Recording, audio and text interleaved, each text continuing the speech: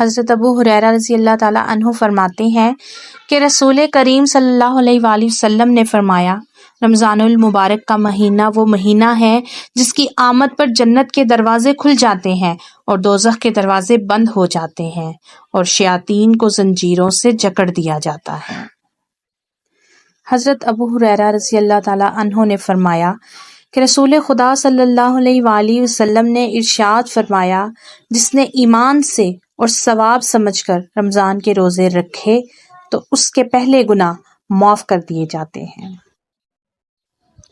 پھر حضرت ابو ہریرہ رضی اللہ تعالیٰ عنہ نے فرمایا کہ حضور اقدس صلی اللہ علیہ وآلہ وسلم فرماتے ہیں کہ اس مہینے میں آدم کے بیٹے کا ہر عمل بڑھا دیا جاتا ہے، ایک نیکی 10 گناہ سے لے کر 700 تک کر دی جاتی ہے۔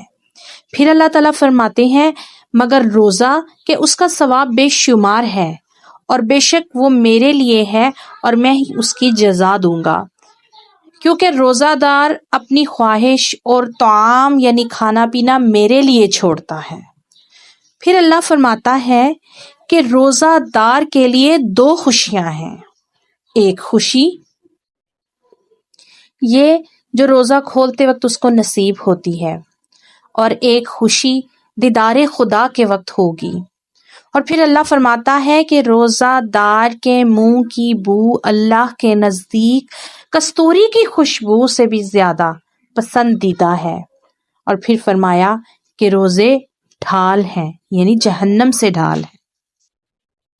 آپ صلی اللہ علیہ وآلہ وسلم نے فرمایا کہ جنت کا ایک دروازہ صرف روزے داروں کے لیے مخصوص ہوگا اور اس سے روزے داروں کے سوا کوئی اور نہیں گزرے گا، اس دروازے کا نام ریان ہے۔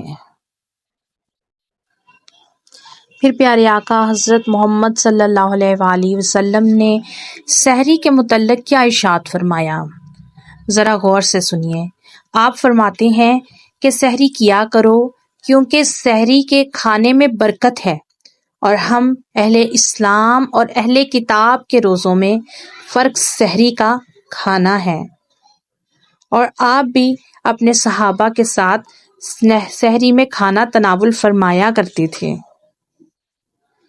حضرت ابو ہریرہ سے راوی ہے کہ حضور اقدس صلی اللہ علیہ وآلہ وسلم نے فرمایا کہ دین اسلام ہمیشہ غالب رہے گا حتیٰ کہ لوگ افطاری میں جلدی کرتے رہیں گے، کیونکہ یہودی اور نصرانی افطاری میں دیر کیا کرتے تھے۔ اب روزہ کس سے افطار کرے؟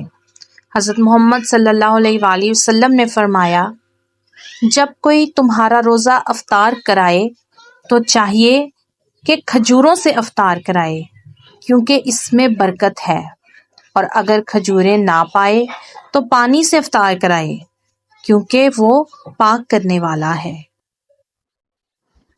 اللہ تعالیٰ قرآن پاک میں ارشاد فرماتا ہے کہ اے ایمان والو، تم پر روزے فرض کیے گئے جس طرح کہ تم سے پہلے لوگوں پر فرض کیے گئے، شاید کہ تم پرہیزگار ہو جاؤ۔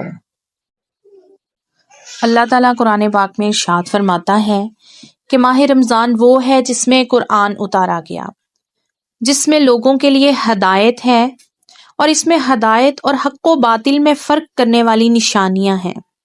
اور تم میں سے جو شخص اس مہینہ کو پائے اسے چاہیے کہ روزے رکھے، اور جو بیمار ہو اور سفر میں ہو اسے چاہیے کہ دوسرے دنوں میں اس کی گنتی پوری کرے، اور اللہ تعالیٰ تمہارے ساتھ آسانی چاہتا ہے اور سختی نہیں چاہتا۔ وہ چاہتا ہے کہ تم گنتی پوری کر لو اور اللہ تعالیٰ کی دی ہوئی ہدایت پر اس کی بڑائیاں بیان کرو اور اس کا شکر کرو۔ پھر فرمایا کہ اس مہینے کی ایک اور اہم فضیلت یہ ہے کہ اس میں اللہ تعالیٰ نے شب قدر عطا فرمائی۔ اللہ تعالیٰ قرآن پاک میں فرماتا ہے کہ بے شک میں نے اسے یعنی قرآن پاک کو شب قدر میں نازل فرمایا۔ تو کیا سمجھا کہ شب قدر کیا ہے؟ شب قدر 1000 مہینوں سے بہتر رات ہے۔ اس میں اپنے رب کے حکم سے فرشتے اور جبرائیل اترتے ہیں، اور یہ رات فجر کے طلوع ہونے تک سراسر سلامتی سے ہے۔